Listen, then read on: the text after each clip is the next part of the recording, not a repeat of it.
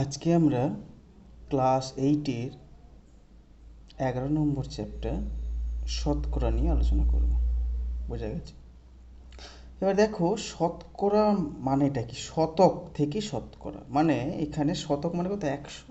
তাহলে এখানে 100কে ঘিরেই যত সব ব্যাপার স্যাপার, ঠিক আছে? শতকরা, যেটা ইংরেজিতে আমরা কি বলছি? পার্সেন্টেজ। তাহলে আমরা জানি টোটাল পার্সেন্টেজ বা শতকরা কত হয়? টোটাল সবসময় 100 হয়।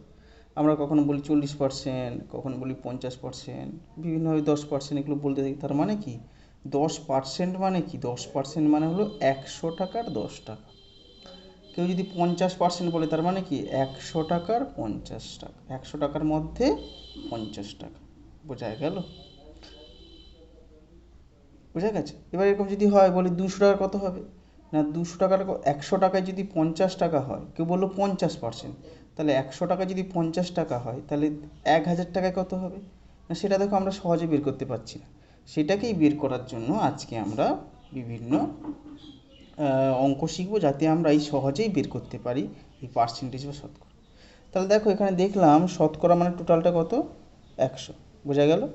এবার দেখো, এই শতকরার অংশ না সব একে অপরের সঙ্গে খুব ভালোভাবে জড়িত। মানে এটা জানলে এটা জানি, এটা জানলে ওটা জানি। যেমন দেখো, কেউ বললো ধরো শতকরা 40। শতকরা 40 মানে কি? 40%। খুব ভালো করে দেখো, শতকরা আর পার্সেন্ট একই, ঠিক আছে? তাহলে শতকরা লিখলে পার্সেন্টেজ সাইন দেবে না। পার্সেন্টেজ সাইন তো আমরা জানি এইভাবেই দেওয়া হয়। শতকরা লিখলে পার্সেন্টেজ সাইন দেবে না, আর পার্সেন্টেজ সাইন দিলে শতকরা লিখবে না। তার কারণ হলো দুটো একই জিনিস, তো দুবার লেখাটা ঠিক নয়, তাই না? ঠিক না? এবার ধরো, তাহলে এবার দেখো, তার মানে কি শতকরা 40 মানে 40%। এবার 40%, এবার 40% বলা, তাহলে অংশ কত হবে? না, 40% মানে অংশকে যদি ভগ্নাংশে বের করি তাহলে কি হবে? কত পার্সেন্ট? না 40। তাহলে উপরে 40 লিখবো, আর টোটাল পার্সেন্টেজ কত হয় সবসময় জানি? 100।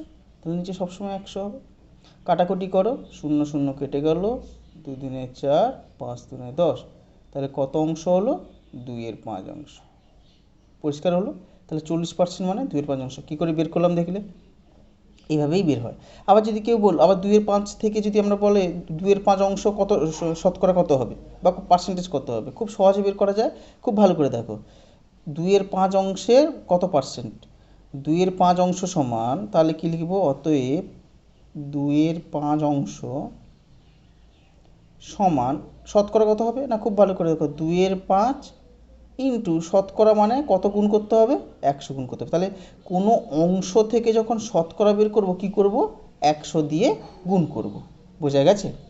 তাহলে দেখো অংশ তাহলে কি হলো? 5 20 5 100, 20 দিনে 40%। দেখো এখানে শতকরা লিখিনি, তাই পার্সেন্টেজ সাইন দিলাম। তাহলে অংশ থেকে শতকরা কী বের করতে হয়? না, অংশের সঙ্গে 100 গুণ করে দাও।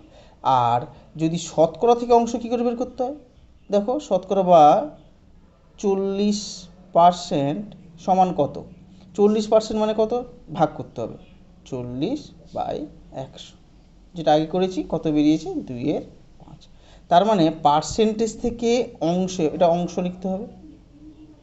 তাহলে দেখো, পার্সেন্টেজ থেকে অংশে আসার নিয়ম কি? 100 দিয়ে ভাগ করে দাও। আর অংশ থেকে পার্সেন্টেজ যাওয়ার নিয়ম কি? 100 দিয়ে গুণ করে দাও। এখন আমাদের মধ্যে সমস্যা হতেই পারে যে কখন গুণ করব, কখন ভাগ করবো। তো মনে রাখবে, বের কি করছি? বের করছি যদি আমাদের বলে অংশ থেকে পার্সেন্টেজ বের করো, তাহলে পার্সেন্টেজ যখনই বের করতে হবে, টোটাল পার্সেন্টেজ কত জানি? 100। তাহলে 100 দিয়ে গুণ করবো সবসময়। এবার যখন পার্সেন্টেজ দেওয়া থাকবে, কী বের করবো? অংশ। অংশ বের করলে একটা ভগ্নাংশ আসবে, তার মানে ভাগ করতে হবে। ভগ্নাংশ মানে ভাগ করতে হবে। আর অংশ যখন মানে সবসময় মনে রাখবে কী বের করতে হবে। যদি পার্সেন্টেজ বের করতে হয়, কত পার্সেন্ট তোমার জন্য? টোটাল পার্সেন্ট 100, তাহলে 100 দিয়ে গুণ করবে। আর যখন পার্সেন্টেজ থেকে অংশ বের করবে, যেহেতু অংশ একটা ভগ্নাংশ, তাই 100 দিয়ে ভাগ করবে। বোঝা গেছে? এইভাবে অংশ থেকে পার্সেন্টেজ আর পার্সেন্টেজ থেকে অংশ খুব সহজেই আমরা বের করতে পারি। ব্যাপারটা পরিষ্কার হলো? ঠিক আছে? আরও আমরা কিছু অঙ্ক দেখে নিই, যাতে আরও ব্যাপারটা ক্লিয়ার হয়ে যায়। খুব ভালো করে দেখো, আজ দাঁড়পুর গ্রামের মেলায় যাব। দাদা, আমি ও বোন 3 জন। তাহলে 3 জন মিলে মেলায় যাচ্ছি। দাদার কাছে 75 টাকা আছে, আমার কাছে 50 টাকা এবং বোনের কাছে 35 টাকা আছে। তাহলে এই টাকাগুলো নিয়ে আমরা মেলায় যাচ্ছি। এবার দেখো, আমার কাছে লিখে ফেলেছি, দাদার কাছে 75 টাকা, বোনের কাছে 35 টাকা, মোট কত হচ্ছে? তিনটাকে যোগ করলে 160 টাকা। ক্লিয়ার হলো? তাহলে তিনজনের কাছে মোট আছে 160 টাকা এবং কার কত টাকা এখানে লেখা আছে। এবার প্রশ্ন কী করেছে দেখো, বলছে আমার থেকে দাদার শতকরা কত টাকা বেশি আছে। খুব ভালো করে দেখবে, খুব সোজা কিন্তু বুঝে নিতে হবে। তাহলে দেখো আমার থেকে দাদার শতকরা কত বেশি আছে, তার মানে কত পার্সেন্ট আমার থেকে দাদার কত পার্সেন্ট টাকা বেশি আছে না। সবসময় পার্সেন্টেজ বের করার সময় বের করতে হবে যে কতটা পার্থক্য, কতটা মানে দাদার থেকে আমার কত টাকা পার্থক্য আছে। তাহলে কী করে বার করবো, আমার থেকে দাদা বেশি আছে তার মানে দাদার টাকা কত, বেশিটা আগে লিখতে হবে বিয়োগ করতে হলে। দাদারটা দেখি এখানে 75 টাকা লেখা আছে, আমার কাছে কত আছে 50 টাকা, তাহলে এখানে 50 টাকা লিখলাম। তাহলে 75 থেকে 50 বাদ দিলে কত হয় আমরা সবাই জানি 25 টাকা। তাহলে এই পার্থক্যটা বের করতে হবে, দুজনের মধ্যে কত টাকার পার্থক্য আছে, তার মানে কি বিয়োগ করতে হবে বড়টা থেকে ছোটোটা। বিয়োগ করে দেখলাম কত টাকা বেশি আছে, 25 টাকা বেশি। তাহলে দাদার বেশি আছে, তাহলে দেখো আমার থেকে দাদার বেশি আছে। এইখানে খুব মন দিয়ে শুনবে, যদি এগুলো তোমাদের জানা ক্লাস 7-এও হয়তো শিখেছো, তবু আরেকবার ভালো করে আমরা জেনে নিই, যদি কারো এখনও মনে না থাকে তারা ভালো করে বুঝে নিন। দাদার দেখো আমার থেকে দাদার শতকরা, যখনই আমার থেকে দাদার শতকরা বের করতে হবে তাহলে প্রথমেই যেটা করতে হয়, প্রথমে কী করতে হবে, শতকরা বের করতে হবে। ঠিক আছে, আমার থেকে দাদার এবার কত টাকা বেশি আছে, শতকরা মানে পার্সেন্টেজ বের করতে হবে। তাহলে কীভাবে করবো দেখো, প্রথমে আমি লিখবো কত টাকা, দুজনের পার্থক্য কত 25 টাকা, তাহলে উপরে 25 লিখবো, একটা ভগ্নাংশ তৈরি করতে হয়। নিচে কত, টোটাল টাকা, এই যে উপরে কি লিখেছি 25 টাকা, এই 25 টাকা যখনই লিখবো এই টাকার টোটাল টাকা কত সেটা আমাকে লিখতে হবে নিচে। এই টোটাল টাকাটা কত দেখো, কত টাকা না, দেখো আমার থেকে দাদার শতকরা কত টাকা বেশি হয়েছে, তার মানে আমার এই যে আমার টাকাটা কত, আমার টাকাটা এখানে কত 50 টাকা। এই জায়গাটা খুব ভালো করে দেখো, আরেকবার ভালো পরিষ্কার করে বলবো। দেখো বলেছে আমার থেকে দাদার শতকরা কত, তাহলে আমার আর দাদার টাকার পার্থক্য কত 25 টাকা। এবার যেহেতু আমার থেকে দাদার, তার মানে আমার সাপেক্ষে দাদার টাকাটা বের করতে হবে। ব্যাপারটা পরিষ্কার হলো, কার সাপেক্ষে, আমার সাপেক্ষে দাদার কত টাকা বেশি। তাহলে আমার সাপেক্ষে মানে পার্থক্যটা উপরে হবে, ভগ্নাংশের উপরে লব সবসময় পার্থক্য হবে, আর নিচে কি হবে, যেহেতু আমার থেকে দাদার প্রথমে আমার আছে তাই আমার কত টাকা ছিল 50 টাকা, তাই এখানে টোটাল নিচে 50 টাকা লিখতে হবে। পরিষ্কার হলো? আর যেহেতু শতকরা বা পার্সেন্টেজ বের করতে হবে তাহলে আমরা জানি গুণ করতে হবে কত 100 টোটালটা। তাহলে এবার কাটাকুটি করলে উত্তর, এই জায়গাটা খুব ভালো করে মনে করবে, আমার থেকে দাদার শতকরা কত বেশি, তাহলে ভগ্নাংশ তৈরি করতে হবে, ভগ্নাংশের লব হবে পার্থক্যটা, আর হর কী হবে, এই হরটাই খুব ইম্পর্ট্যান্ট। সেটা হলো যেহেতু আমার থেকে দাদা, তার মানে আমার প্রথমে আছে তাই আমারটা নিচে বসবে। বোঝা গেছে, যেহেতু আমার থেকে দাদা তাই নিচে আমারটা বসবে। আর যেহেতু শতকরা বা পার্সেন্টেজ বের করতে বলেছে তাই 100 গুণ, এইভাবেই অঙ্ক। এইটাই কাটাকুটি করে অঙ্ক, 50 দুনে কত 100, তাহলে 25 দুনে 50। বোঝা গেছে? তাহলে দাদার বেশি আছে কত টাকা না এত পার্সেন্ট। যেহেতু শতকরা বের করতে বলেছে, শতকরা মানেই পার্সেন্ট, তাহলে দেখো দাদার থেকে আমার কত টাকা বেশি আছে না, দাদার বেশি আছে কত না 50% টাকা। ক্লিয়ার হয়েছে? হ্যাঁ, আবার দেখো ঠিক একই রকম যদি একটু ঘুরিয়ে থাকে। এবার যদি বলে দাদার থেকে আমার শতকরা কত কম আছে, দেখো দাদার নিশ্চয়ই বেশি আছে, এখানে 75 টাকা, আমার কম। এবার বলছে তাহলে দাদার থেকে আমার কত কম আছে, সেই একই জিনিস, দাদার থেকে আমার কম আছে, সেই বেশি থেকে দাদার থেকে আমারটা বাদ দেবো, 75 টাকা মাইনাস 50 টাকা, তাহলে হলো 25 টাকা, একই। এবার আমার শতকরা কম আছে, দেখো একই জিনিস, সেই উপরে কত পার্থক্যটা কত 25। এবার এই টাকা দেখো যেহেতু দাদার থেকে বলেছে তাহলে দাদার টাকাটা নিচে হবে, তাহলে দাদার টাকা কত 75, তাহলে নিচে হবে 75। আর যদি শতকরা বের করতে বলেছে তাহলে ইন্টু 100, শতকরা বা পার্সেন্টেজ হলো 100। তাহলে কাটাকুটি করো, 25 3 75, তার মানে এবার দেখো আমার শতকরা কম আছে, যেহেতু শতকরা কথাটা লিখেছি তাই এখানে আর পার্সেন্টেজ দিইনি। শতকরা লিখলে পার্সেন্টেজ দেবে না, আর পার্সেন্টেজ দিলে শতকরা, মানে এখানে দেখো পার্সেন্টেজ দিয়েছি, এখানে শতকরা লিখিনি। যদি আমি এখানে দাদার শতকরা বেশি আছে লিখতাম তাহলে এখানে পার্সেন্টেজ সাইন দিতাম না, এই জায়গাটা যেন মনে থাকে। আর এখানে যেহেতু শতকরা লিখেছি তাই পার্সেন্টেজ সাইন দিলাম না। এবার আমার শতকরা কম আছে, তাহলে কাটাকুটি, তাহলে 100-র 3, 100-কে 3 দিয়ে ভাগ করলে কত হবে 33 পূর্ণ 1/3 টাকা। তাহলে বোঝা গেল শতকরা লিখলে পার্সেন্টেজটা দেবো না। আর যদি শতকরা না লিখতাম মানে পার্সেন্টেজ দিতাম। তাহলে দেখো দাদার থেকে আমার শতকরা কত কম আছে, সেই একই, দুজনের টাকার পার্থক্য 25, নিচে কত, যেহেতু দাদার থেকে বলেছে তাই নিচে দাদার টাকাটা, আর যেহেতু পার্সেন্টেজ বা শতকরা বের করতে বলেছে 100 গুণ করেছি, ব্যাস 7 টাকা বেরিয়ে গেল। ক্লিয়ার হলো? আর জিনিসটি বোঝা গেছে। এবার আসি পরের পার্ট। এবার আবার সেই অঙ্কে দেখো বলেছে জিলিপি খাওয়ার জন্য মোট টাকার 20% খরচ করা হবে। খুব ভালো করে দেখো, আমরা যে 3জন মেলায় গেছিলাম, এবার জিলিপি খাওয়ার জন্য কী হলো, মোট টাকা, মোট 3জন মিলে মোট টাকা কত হয়েছে, 160 টাকা আমরা আগেই দেখেছি। 3টাকে যোগ করে, কারণ 75 টাকা, 50 টাকা আর বোনের 35 টাকা যোগ করলে 160 টাকা হচ্ছে। তাহলে বলছে মোট টাকার 20% খরচ হলো বা 20% খরচ হলো।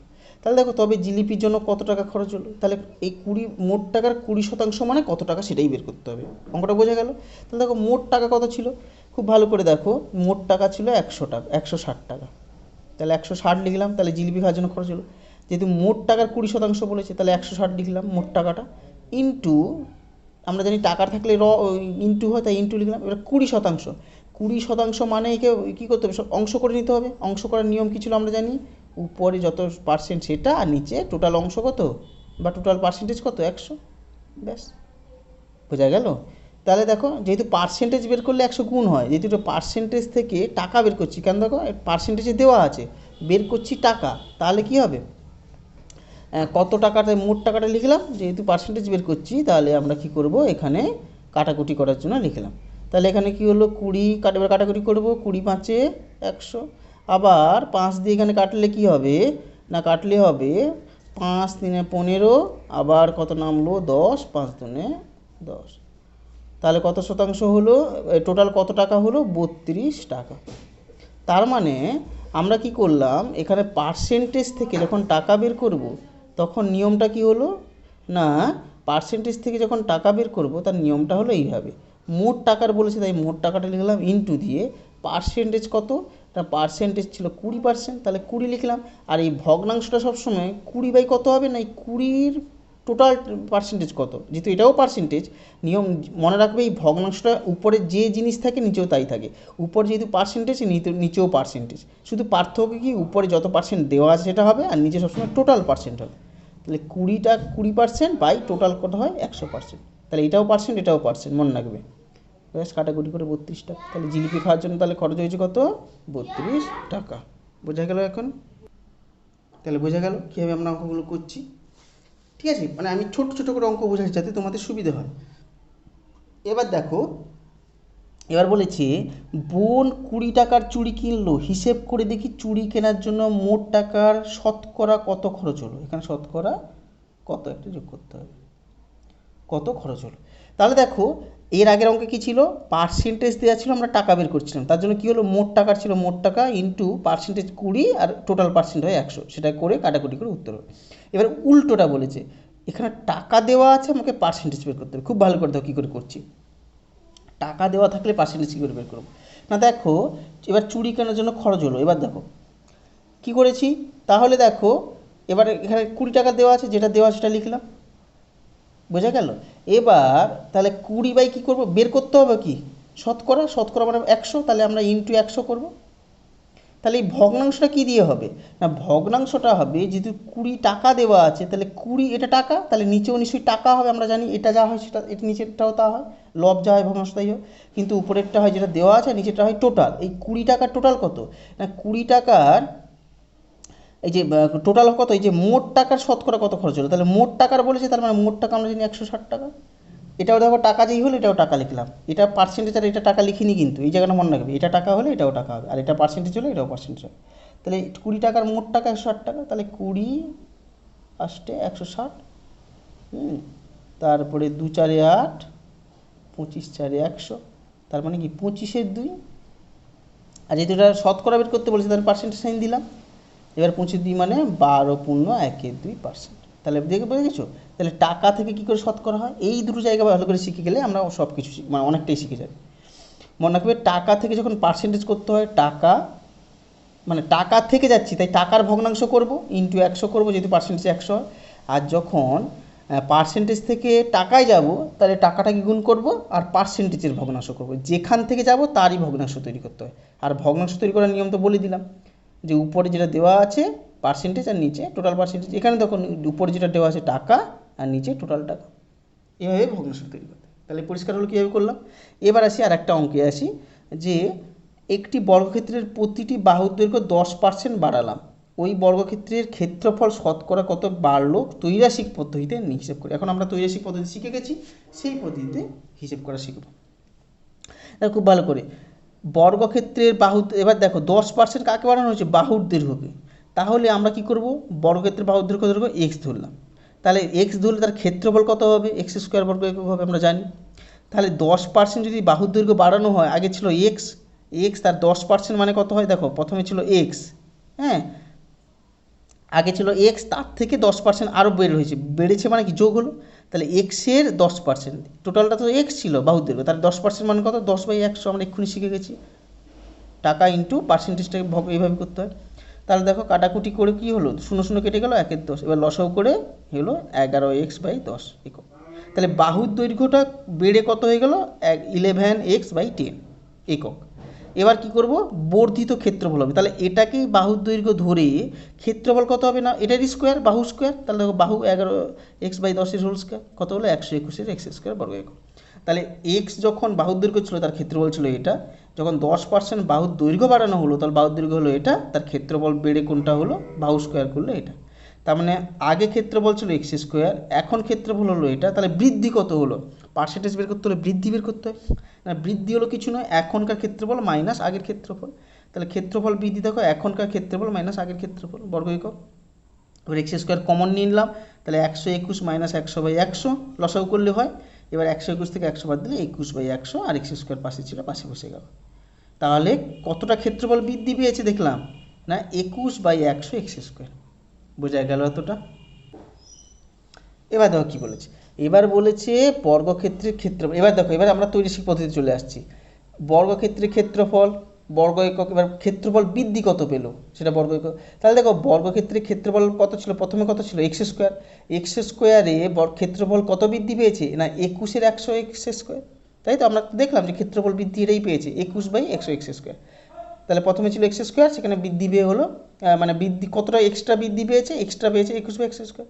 তাহলে বর্গক্ষেত্রের ক্ষেত্রফল যখন শতকরা বের করতে বলেছে, শতকরা মানে কি 100তে বের করতে হবে। তাহলে বর্গক্ষেত্রের ক্ষেত্রফল যখন 100 একক, তাহলে ক্ষেত্রফল কতটা বৃদ্ধি পাবে। খুব সোজা আমরা জানি, আগে সম্পর্ক বের করতে হয়। দেখো আমি না এখানে ভুল করে সম্পর্কটা লিখতে ভুলে গেছিলাম, তাই নিচে ব্র্যাকেটে লিখে দিই, যেহেতু বর্গক্ষেত্রের ক্ষেত্রফলের সঙ্গে বর্গক্ষেত্রের ক্ষেত্রফল বৃদ্ধি সরল সম্পর্কে আছে, স্বাভাবিক। এটা যদি এটাতে যদি বৃদ্ধি পায়, ক্ষেত্রফল পার্থক্য বৃদ্ধি পাবে, আর এটা যদি কমে যায় পার্থক্য কমে যাবে। তাহলে সূত্র কি আমি শিখিয়েছিলাম, যে যখন সরল সম্পর্ক হবে প্রথমে এটা লিখে ফেলবো, কোশ্চেন মার্কের উপর যেটা থাকবে 21/100 এক্স স্কোয়ার, তাই না, ইন্টু কে সরল সম্পর্কের ক্ষেত্রে ওটা উল্টে যায়, 100/x স্কোয়ার হয়, তাহলে 100/x স্কোয়ার শিখেছিলাম। তাহলে দেখো কেটে কাটাকুটি করা যাক, 100 কেটে গেল, এক্স স্কোয়ার কত হলো 21। এখানে কি পার্সেন্টেজ সাইন দেবো নাকি, না, কারণ এখানে শতকরা লিখে রেখেছি তাই পার্সেন্টেজ সাইন দিলাম না। তাহলে বর্গক্ষেত্রের ক্ষেত্রফল শতকরা বৃদ্ধি হলো 21 একক। বোঝা গেল, ঠিক আছে। দেখো আমি যখন শতকরা এখানে লিখবো তাহলে এখানে একক লিখবো, আর এখানে যদি শতকরা না লিখতাম, এখানে পার্সেন্টেজ সাইন দিতাম, তখন আর একক লিখতাম না। পার্সেন্টেজ সাইন দিলে আর একক লিখতে হয় না, বোঝা গেছে। যখনই পার্সেন্টেজ সাইন থাকে তখন একক, টাকা, কোনো একক লেখা থাকে না, কিন্তু এখানে শতকরা লিখলে এককটা লিখতে হয়, 21 টাকা। বোঝা গেছে, তাহলে বোঝা গেল। আর যেহেতু আমি এখানে লিখতে ভুলে গেছি, তাই ব্র্যাকেটের মধ্যে নিচে লিখে দিচ্ছি, ঠিক আছে। ঠিক যখনই তোমরা ভুলে যদি যাও, এখানে ব্র্যাকেটের মধ্যে লিখে দিলেও হবে। বোঝা গেল। তাহলে এখানে মোটামুটি আমি কয়েকটা উদাহরণ দিয়ে ব্যাপারটা বোঝানোর চেষ্টা করলাম। তোমরা বাড়িতে সুন্দর করে ভিডিওটা দেখে, ভালো করে সুন্দর করে বুঝে, দরকার পড়লে কিছু উদাহরণ দেখে অঙ্কগুলো শুরু করে দেবে, ঠিক আছে। ব্যাস, তাহলে আজকে এই পর্যন্তই থাকলো।